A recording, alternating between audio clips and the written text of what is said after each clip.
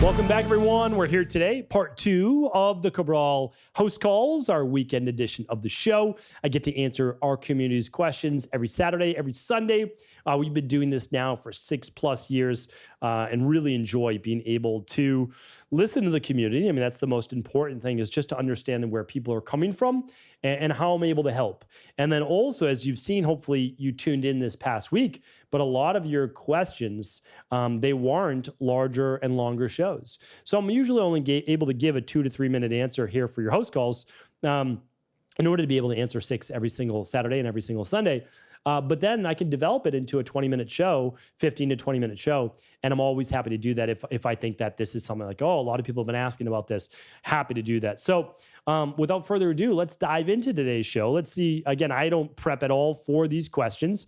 This is just based on my take after 25 years in this amazing industry and helping well over 250,000 people, overseeing my team and I. So first question for the day is coming in from Anonymous. And if you want to read along today, you can head on over to stephencabral.com/2417. Okay, so the first question is from Anonymous, and they say, "Hi, Dr. Cabral. Thank you for all you do in your amazing podcast. You are a wealth of knowledge, and I trust your word before anyone else." Thank you, Anonymous. My question is about sodium. I get really dry skin, mostly on my face, when I have a very small amount of salt. Is this a gut issue like candida or yeast overgrowth? Why would this be happening so much later in life? I'm a male, 43 years of age, and I'm in pretty good health overall. I never had an issue with salt when I was younger, but now my nose, cheeks, and sometimes hands get really dry. I predominantly have salt only on the weekends, and whether it's Celtic or Himalayan, or maybe a cheat meal from a restaurant, it seems to overload my body.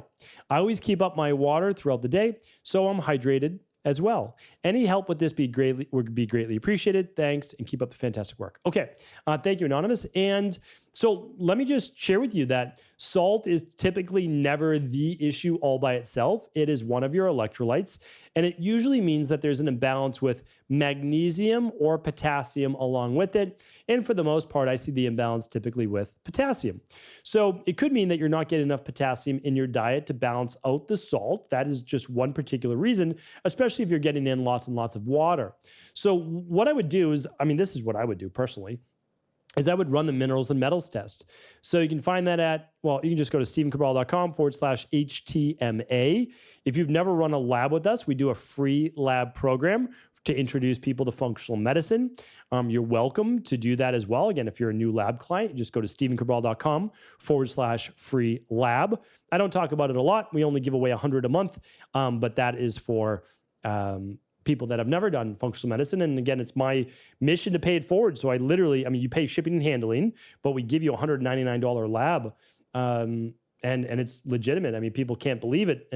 But it's taken me how long? 10 years to get here in functional medicine to be able to do this. And it's something that means a lot to me. So anyway, I would check your levels because you're most likely imbalanced here, where you just may need to get more potassium in as well. And you're getting more depleted. The other thing is there could be a low thyroid issue. So you might want to run a stress hormones, mood metabolism issue. I've seen that quite a bit. I don't know that there's a gut issue. You could certainly run the overall big 5, but if it were me, I would run that minerals and metals test. And I would run the stress, mood, and metabolism. That's what I would do. And then you can look up high potassium foods. I don't necessarily recommend supplementing with potassium supplements at high dose, but certainly you could look into high potassium foods, incorporate more of those into your diet for a week or two, see if it makes a difference. All right, so hopefully that's helpful, Anonymous. Another one from Anonymous, and this one says, "Hi, Dr. Cabral. Thank you for all you do and for putting out these podcasts daily. They're highly informative, and I'm learning new things every day." Happy to hear that, Anonymous. My question is about branched chain amino acids, BCAAs. I know you've talked about them before, but I was just wondering if, when working out or lifting weights, a person can have 3 to 5 grams in water during the session to keep the body anabolic and not tap into muscle as a fuel source. I've heard that the leucine in branched chain amino acids is you're having it every 3 to 4 hours throughout the day, especially if you're not having any fish or meat with your meal, will basically flip an internal switch to keep you in a more anabolic state so you don't slip into catabolism and you can keep building muscle. I know we're supposed to have half our body in protein a day. So would this go against this and end up your protein intake is too much? Thank you again for all you do. Yeah, it's a great question. So keep in mind, it's not just protein, it's anabolism, right? So the more you're keeping your body in an anabolic environment, the less autophagy can take place, the less, well, fasting can't take place. And you're then potentially just more prone to certain heart disease, cardiovascular, blood pressure, cancer, et cetera. So it really depends on like, what are we really talking about here, right? So what you stated is true. If you're taking your leucine, isoleucine, valine, your branched chain amino acids before a workout, you know, I would take them before because there's going to be a little digestion period, and then you'll have them during your workout. Yeah, you're less likely to break down muscle. And if you take them during the day, then yes, you're less likely to break down muscle. There's no doubt about that. That is absolutely correct. The question is, what's the main goal? So if my main goal is to put on more muscle, I would take more protein shakes, which have branched chain amino acids in them, or I would take more branched chain amino acids. There's no doubt about that, okay? So no doubt about it. But my goal is to be as healthy as I can humanly possible. And because of that, I limit my protein to a degree, not overly limit it. You know, I'm still getting 100 grams a day, you know, 80 to 100 grams a day. And I'm very active individual. And I weigh 167 or 7 or so pounds. So it's like, it's not like I'm getting too much. So, you know, I can't answer that for you because I don't know your goal. If your goal is to put on more muscle, then yes, taking branched chain amino acids throughout the day and before a workout will help you to preserve muscle and put more muscle on. All right. So hopefully that's helpful because it prevents catabolism to a degree. Kelsey is up next. I'm wondering the best approach to managing weight gain and inflammation and overall feeling better while taking an aromatase inhibitor. All right, so an aromatase inhibitor basically helps to lower estrogen or conversion to estrogen in the body. It can be taken for multiple reasons, and some people convert more testosterone to estrogen, and that's one reason why they do it. But there are other reasons as well. So how do you manage weight gain and inflammation? Well, an aromatase inhibitor, to me, isn't necessarily going to cause more weight gain or inflammation.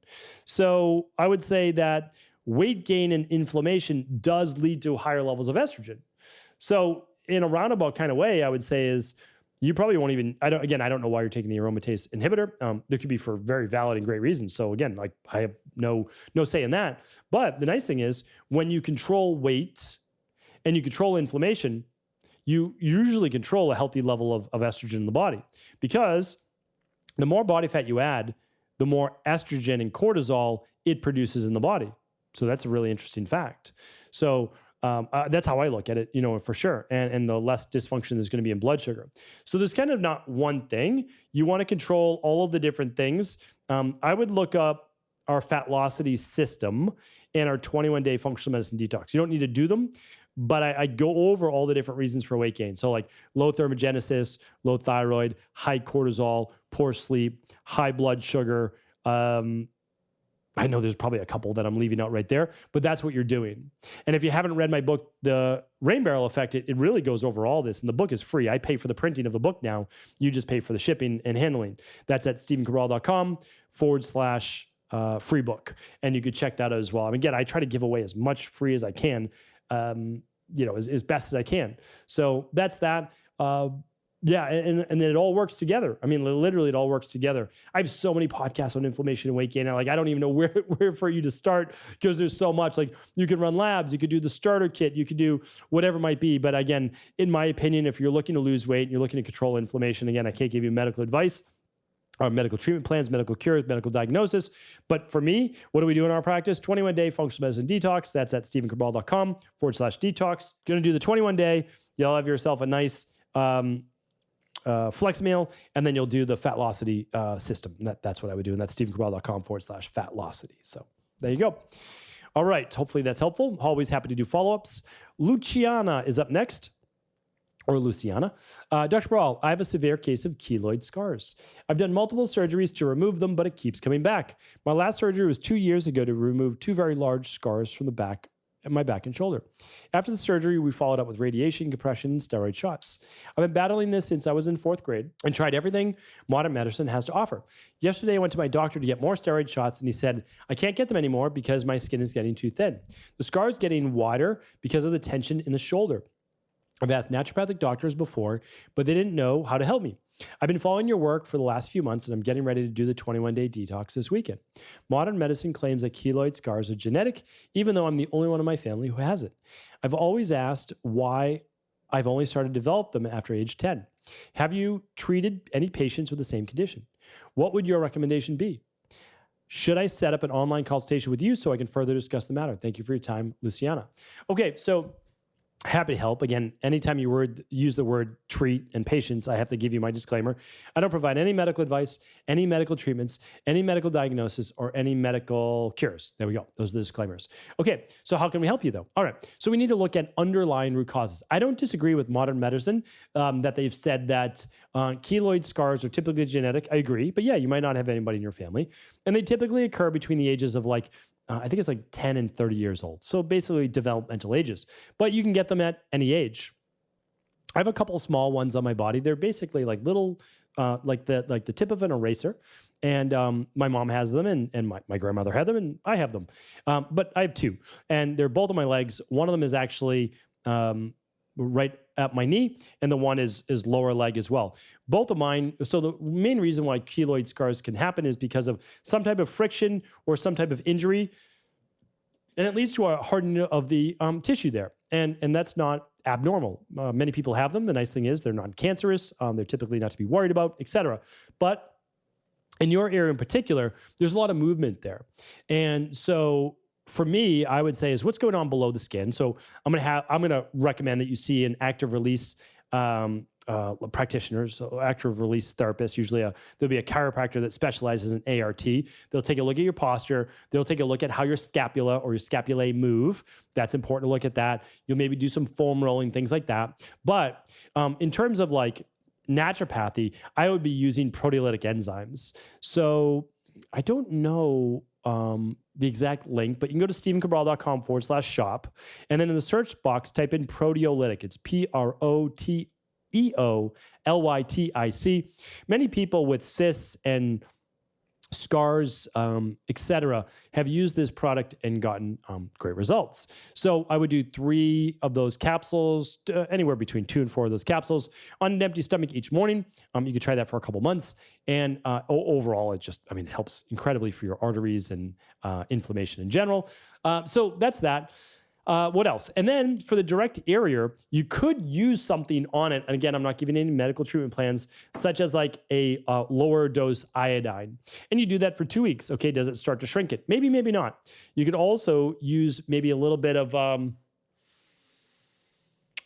apple cider vinegar first as like a toner just on that area, and then maybe a little bit of that iodine to be interesting. And the last thing that you may do is you might want to look at my podcast on castor oil packs. There could be inflammation specific to that area, and it'd be interesting to see if those castor oil packs helped as well. So those are my recommendations. Give them a shot and let us know how they worked. All right, let's see. Alexis is up next, and Alexis says, "Hello, Dr. Brawl. I'm an IHP level 2 and grateful for all you do. I was on the mend from COVID, and 2 days later, I woke up with full body severe nerve pain, the full body numbness, and no longer able to walk. I was diagnosed as transverse myelitis and positive for HHV6 and MOG. As a child, I had JRA and EBV, then was fine, and later had issues arise as an adult like shingles, rashes, vertigo, food sensitivities. I worked with someone to get rid of C. diff and Giardia. I've sealed and healed my gut a ton, but I must still have a higher viral load and other remaining issues, and this current virus attacked my nerves. What is the root? I believe I can heal and will. Any guidance and steps greatly appreciated in this time of need. Thank you." Alexis, happy to help. Again, I can't give you medical advice or treatment plans, but I have a bunch of podcasts on this. So I would love you to go to stephencabral.com/podcast, scroll through the images at the top, and then go under the ones for viruses. All right. So virus updates. I have one on long haulers, long COVID syndrome. I would love you to listen to that. That's going to give you the basis of it and all the different issues with dealing with post-viral inflammatory syndrome. So that's essentially what you're dealing with. So for you, it's attacking the nervous system, the myelin sheath, myelitis. So what we'll need to do, though, is we need to get the body healthy in general. So there's an overproduction of inflammation right now triggered by the viral load, and then it's attacking your weak spots. In the past, you've had other viruses like Epstein-Barr virus and some maybe herpes-based viruses. So I've done a whole podcast on how to kill and destroy viruses. I would definitely recommend checking that one out. I have a whole protocol that I personally use, and it's at stephencabral.com/the-protocol. You can check that out. But, your main things are going to be the de-stress protocol, literally anti-inflammatory diet, walking only for exercise as of right now, but getting the lymphatic system moving. Sure, rebounding is fine. Light sauna, so sauna, but not to exhaustion. You're going to want to include intermittent fasting, but not exhaust your body. So certainly stopping eating at like 6 o'clock at night, maybe 8 o'clock in the morning, starting again, 3 meals per day, easy to digest. You're going to want to do, I don't want to jump back for a moment. And then, you need to keep your vitamin C, your vitamin D, your zinc where it should be, up. You want to look at minimum using your daily nutritional support on a daily basis, your omega-3s for healthy levels of inflammation. Yeah, and then I'm looking into specific antivirals, and I have all the ones that I use at stephencabral.com/the-protocol, and you might even want to add in a little bit of colloidal silver as well. All right. So I wish you all the best. I know you'll heal as well. It's only a matter of time. It's not a matter of if. Just remember that. Everybody needs to remember that. It's not a matter of if. It's just a matter of when. And the more you do, the more consistent you are, the faster your body will heal on your body's timeline, not anybody else's. All right? You'll get there. 100% positive for that. And then, so what I was thinking is just going back to Luciana. Luciana, yes, I'm glad that you did the 21-day detox because that's always the place to start. Alexis, while you're in a stress-based state, you don't want to do a detox yet. You want to get your body healthy and strong. All right. Again, unless you just start with days 3 through 7 of the meal plan, and then that's okay. All right. Tonya is up last today. Her question, or his question is, hello, my son has Encopresis. He was diagnosed when he was 3 years old, and he's now 10. For years, the doctor said MiraLAX was the answer. Last year, I decided enough was enough, and I quit the MiraLAX. I hired a nutritionist, and he did a food sensitivity test. Turns out he has an allergic to dairy, gluten, soy, egg whites, peanuts, and tilapia. By the way, we say these things in natural health all the time. Hey, if you were just to eliminate these 3 to 5 foods, you would most likely eliminate the most common food sensitivities. What are they? Dairy, gluten, eggs, especially egg whites, certain types of fish, but we don't usually eliminate those quite yet. Soy, corn, peanuts. Again, you have to understand it's amazing. But that's why I do. I always say, test your food sensitivities. All right, but I digress. I searched your podcast and found one other where you suggest testing. So we're next doing the stool test. Good. Yes, do the stool test next. Good. The bacteria and parasite stool test. By the way, all these labs are at stephencabral.com/labs. However, I've heard you also mention a 5-day intestinal cleanse, and I was wondering if we could do this. Would this work as a MiraLAX? Currently, we are doing aloe vera juice and magnesium, as well as a major diet change that has been going great. Thanks for everything you do. Okay, so since your son is 10 years old, I especially can't give medical advice to a child over the internet. I've never even seen before, haven't seen labs, haven't seen case studies, any of these things. But what happens is we don't have enough bowel movement going on. So what we need to do is we really need to look at maybe doing the children's CBO protocol. First, run the bacteria and parasite stool test. Then you'll know if that's the proper thing because it comes with a coaching call as well. In the past, I've talked about MiraLAX before. I'm not a recommender of it all. I prefer using things like magnesium. I prefer using things like fruit in the diet to get the bowels moving. I prefer doing things like smoothies, smoothie pops, smoothie bowls for children. Big advocate of that. Can they do the intestinal cleanse? Yes. The dosage is going to change, though. Okay, so you just have to keep that in mind because the intestinal cleanse formula is what gets the bowels moving. And then the binder is what binds up a lot of the toxins that might be in the intestines. So it doesn't replace a MiraLAX, but it gets the bowels moving and it actually pulls and draws out a lot of toxins from the bowels. And by the way, this is all, of course, scientifically proven. So hopefully those recommendations help. You're definitely on the right track. Again, I'm excited for you because you're moving more towards the natural health-based realm. And that's really how we get to the bottom of these things. So thanks everyone for writing in today. Appreciate all the questions. Appreciate your time. Amazing week this week on the show. And we've got a brand new week to come starting tomorrow on our Motivation and Mindset Monday. Don't miss it.